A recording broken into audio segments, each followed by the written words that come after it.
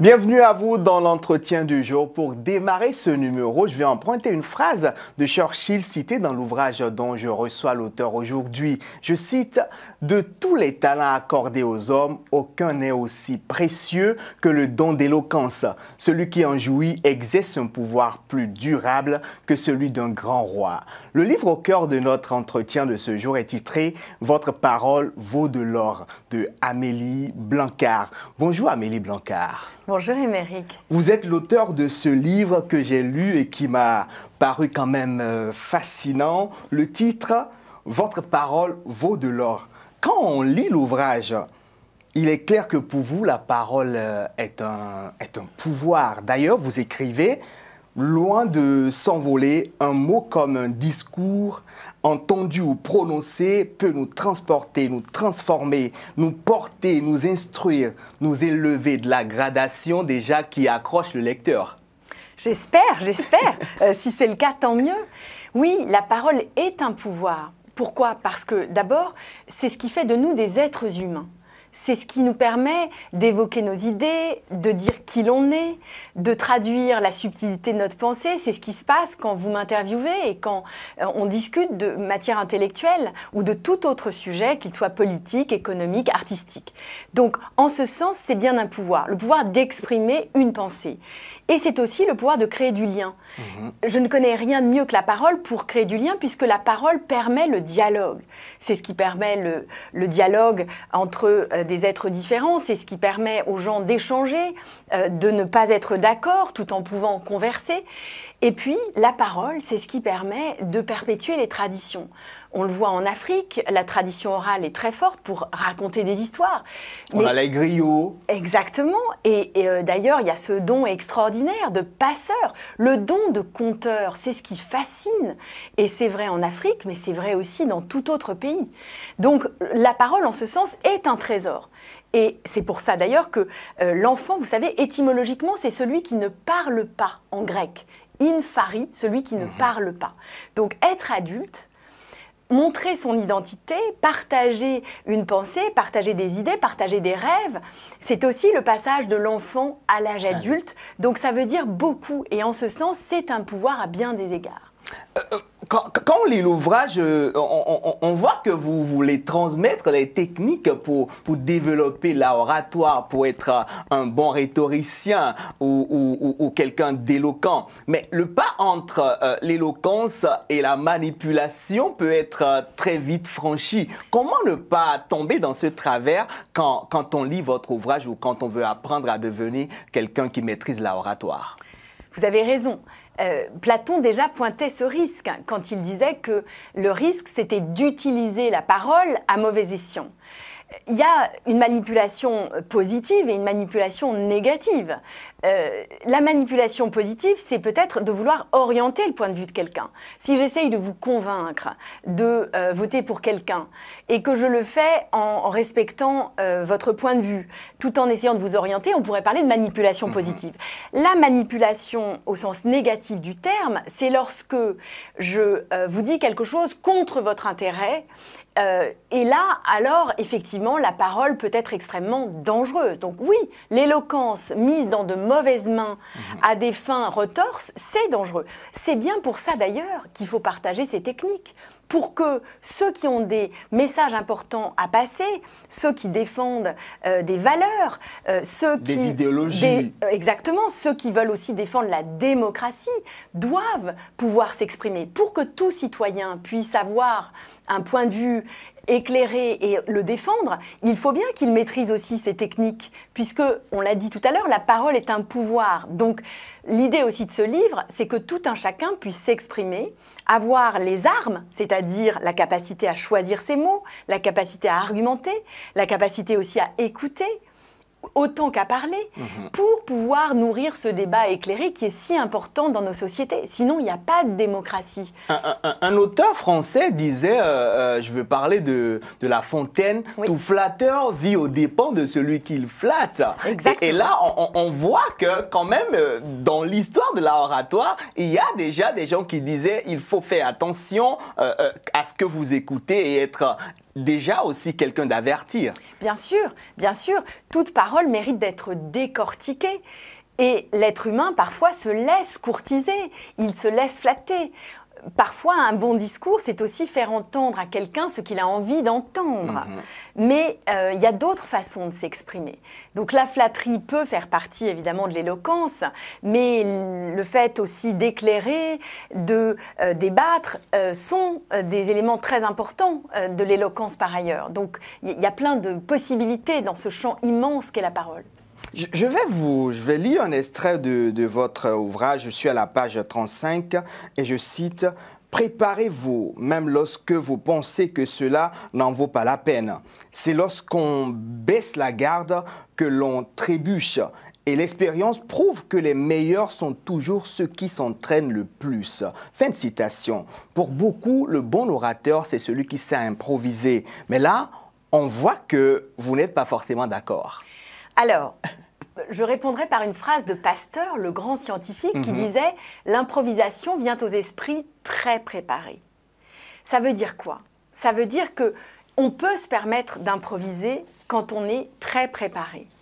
Je crois que ceux qui prétendent qu'on est excellent orateur sans avoir préparé sont des gens qui, au fond, ne nous disent pas la vérité. D'ailleurs, c'est une coquetterie très française de faire croire qu'il suffit d'arriver sur scène et tout à coup, la parole, telle une parole magique, serait extrêmement structurée, extrêmement argumentée, extrêmement claire. Non, ce sont des heures et des heures de travail. Et je ne crois pas qu'il y ait d'un côté, dans une sorte de vision janséniste du monde, d'un côté ceux qui sont doués et de l'autre ceux qui ne seraient pas doués. Ça veut dire quoi? Ça veut dire que, effectivement, si on est doué, c'est formidable, mais ça n'empêche pas de travailler et d'être vigilant. Et si l'on n'est pas doué, évidemment, c'est plus handicapant, mais l'expérience prouve que même ceux qui ne sont pas doués au départ peuvent énormément progresser, et je vois ça tous les jours dans mon métier, dès lors qu'ils travaillent. Conclusion, moralité, dirait La Fontaine, que vous aimez bien, cher Émeric. Eh bien, moralité, même quand on est doué, il faut être vigilant parce que l'objectif, c'est d'être clair, l'objectif, c'est d'être en capacité de dialogue et de se faire comprendre. Exactement, et donc ça se travaille. Il y a un travail dans les coulisses, toujours. In fine, on est orateur ou on le devient? On devient orateur. On ne naît pas orateur, on le devient. On peut naître avec une facilité, de même que parmi les enfants à l'école, il y en a qui sont très doués en mathématiques dès le CP et d'autres pour qui c'est beaucoup plus laborieux. Mais ce n'est pas pour ça qu'ils ne vont pas progresser. Donc on ne naît pas orateur, on le devient. Et je dirais que le brelandas, le cas le plus extraordinaire, c'est généralement ceux qui ont une facilité de départ, qui aiment prendre la parole et qui travaillent. Et je n'oublie pas cette troisième carte. Et ceux-là, évidemment, sont susceptibles de devenir des très grands orateurs. Il y en a qui connaissent déjà leurs limites et qui se disent quand même, je connais mes limites, mais comment on fait pour surpasser tout cela? Comment on fait pour acquérir les compétences qu'il faut afin de pouvoir prendre la parole en public? Parce qu'aujourd'hui, c'est nécessaire. Oui. Alors déjà, vous pouvez lire mon livre, parce qu'il y a 25 règles. Il pourrait y en avoir beaucoup plus, il pourrait y en avoir beaucoup moins aussi, mais on commence par n'importe quel art, on commence par apprendre les fondamentaux. Donc comment on fait? Eh bien déjà, je pense qu'il faut être conscient de certaines règles qui sont essentielles. Quoi par exemple? Déjà, être synthétique. La première règle, pour moi, c'est d'arriver à réussir en peu de mots à dire quelque chose d'intelligible. Donc, il faut faire court, surtout aujourd'hui. C'est l'une des règles que vous citez d'ailleurs dans l'ouvrage. Oui, bien sûr, parce qu'en fait, on est souvent trop long. Deuxièmement, il faut tenter d'être clair. Et comment on est clair? Déjà, arrêtons d'avoir des discours qui ont plein d'idées. Hein. Qui trop embrasse mal étreint, dit le proverbe. Donc, quand il y en a trop, quand il y a trop d'informations, eh bien, trop d'informations tue l'information. Donc, deuxième exigence qu'on peut avoir, c'est de dire moins de choses et de mieux les dire. En dire moins, mais mieux. Less is more, comme disent les Anglais. Il faut restreindre. Ça veut dire quoi? Ça veut dire que pour moi, un bon discours, c'est pas 3-4 idées, c'est déjà une idée. C'est déjà pas mal avoir une très bonne idée. Et je conseille aussi de commencer la plupart du temps par la conclusion. Pourquoi? Parce que le maximum d'attention des auditeurs, c'est le début d'une émission, le début d'un discours. Ce qu'on appelle dans notre jargon à nous, les journalistes, l'accroche. Exactement. L'accroche, c'est clé. Donc, il faut soigner son entrée et puis il faut soigner sa sortie aussi. Parce qu'il y a des gens qui n'arrivent pas à finir. Donc, il faut réussir à soigner son entrée et à soigner sa sortie.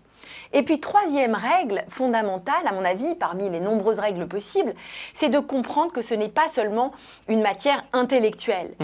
Il ne suffit pas de connaître son sujet pour savoir en parler. Il faut être, comme vous, cher Émeric, souriant, posé, avec une belle articulation, capable de regarder votre auditoire, capable aussi de manier à la fois le verbe et les silences. C'est ça un bon orateur. Et les gestes aussi. Exactement. Donc c'est une affaire d'esprit et puis c'est aussi une histoire de corps.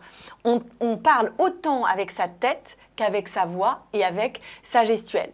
La position de ses jambes, la position de ses mains, le maintien. D'ailleurs, vous êtes parfaitement assis. Merci beaucoup. Tout ça, cette posture-là joue énormément. Si on prend le cas d'Obama, par exemple, qui pour moi est un modèle du genre, Obama a une allure incroyable, pas seulement parce que c'est un homme élégant, mais parce qu'il se tient très très bien, il parle posément, il a ce sourire qui est extrêmement convaincant lui-même, son discours est mesuré, donc tous ces ingrédients mis bout à bout font que c'est un grand orateur. Vous parlez d'une règle qui m'a aussi bien marqué, qui m'a très bien marqué. Il s'agit de ne pas parler comme on écrit. Oui. Expliquez-nous. Oui, il ne faut pas confondre l'oral et l'écrit. Parfois, les gens lisent leurs textes. On le voit aussi chez les politiques. Parfois, ils lisent leur prompteur et en fait, ils sont trop esclaves d'un texte. Ça, c'est la première distinction qu'il faut faire, c'est qu'on ne peut pas se contenter de lire. On doit, les Anglais diraient performance, on doit jouer, on doit délivrer son texte. Donc, cette parole, elle doit être vivante, elle ne peut pas être simplement écrite.